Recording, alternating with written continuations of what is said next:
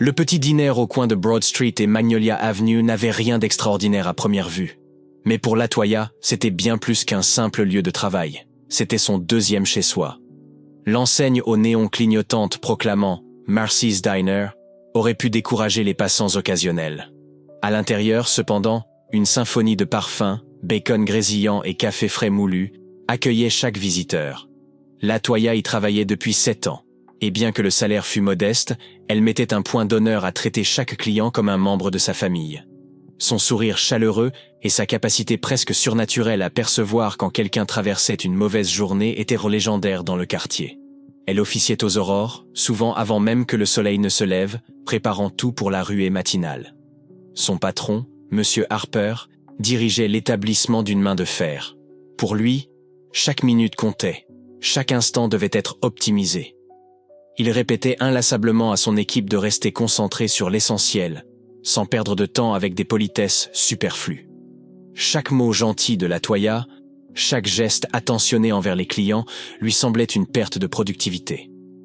Un jeudi matin, après le coup de feu du petit déjeuner, alors que Latoya terminait de remplir les pots de café, un homme entra. Ce n'était pas un habitué. Pas d'uniforme bleu de travail ni de visage familier du voisinage. Il portait un costume froissé, une cravate légèrement défaite. Il paraissait déplacé, mais surtout, perdu. Lentement, il balaya la salle du regard avant de choisir une table dans un coin isolé. Latoya observe cet homme hésitant près de la porte. Quelque chose dans son attitude la toucha. Elle saisit un menu et s'approcha de lui. « Bonjour, monsieur », dit-elle avec une chaleur sincère, posant le menu devant lui. « Puis-je vous servir un café pour commencer ?» L'homme releva la tête, ses traits fatigués et tirés. « Juste de l'eau, s'il vous plaît », murmura-t-il d'une voix presque inaudible. Latoya acquiesça et revint rapidement avec un verre d'eau. « Prenez votre temps », ajouta-t-elle doucement. « Si vous avez besoin de quoi que ce soit, faites-le moi savoir. » Elle sentit aussitôt le regard sévère de M. Harper peser sur elle.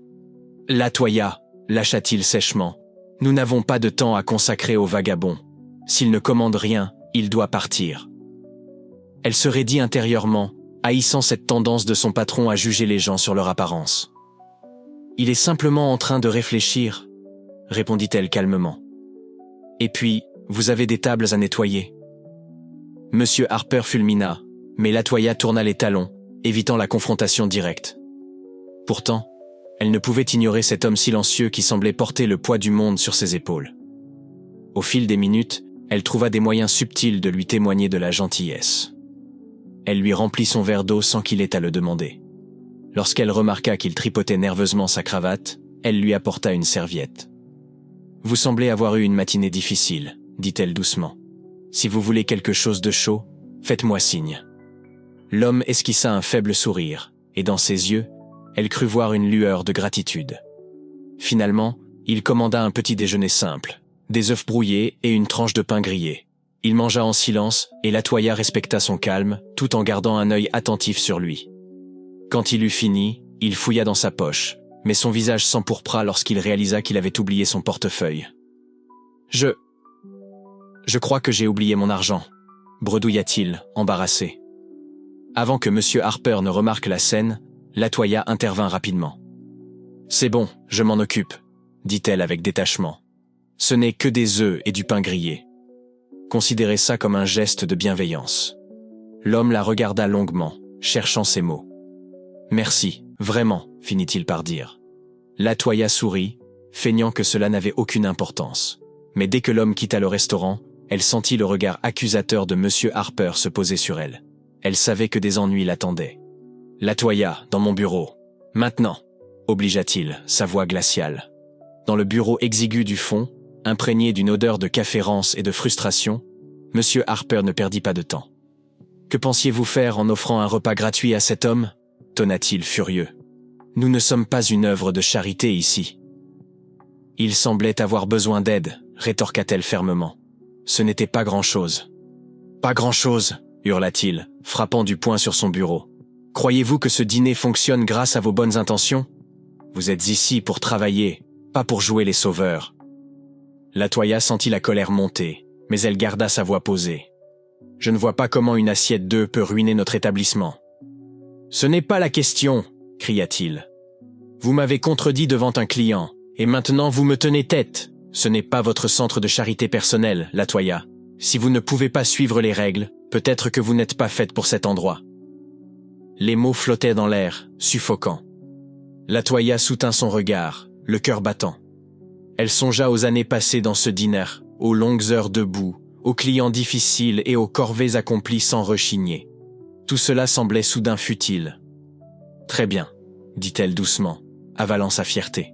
« Si c'est ce que vous pensez, je m'en vais. » Monsieur Harper cligna des yeux, surpris qu'elle accepte de partir. « Vous êtes renvoyé, » lâcha-t-il après un silence, sa voix basse mais implacable. « Rassemblez vos affaires et partez. Vous récupérerez votre dernier chèque à la fin de la semaine. » Latoya hocha la tête, refusant de laisser ses larmes couler devant lui. Elle tourna les talons et sortit sous le regard médusé de ses collègues. En franchissant la porte, elle sentit la réalité de ce qui venait de se passer s'abattre sur elle. Elle avait perdu son emploi pour un simple acte de bonté. Une vague de colère et de tristesse l'envahit. Mais au fond d'elle-même, une résolution tranquille persistait. Elle avait agi selon ses convictions, et personne ne pourrait jamais lui enlever cela. Le chemin jusqu'à son appartement fut long et silencieux. Là-haut, dans son petit 2 pièces au-dessus d'une laverie, son chat Smokey vint l'accueillir d'un miaulement doux. Elle s'effondra sur le canapé, la tête entre les mains, tentant de digérer ce nouveau chapitre de sa vie.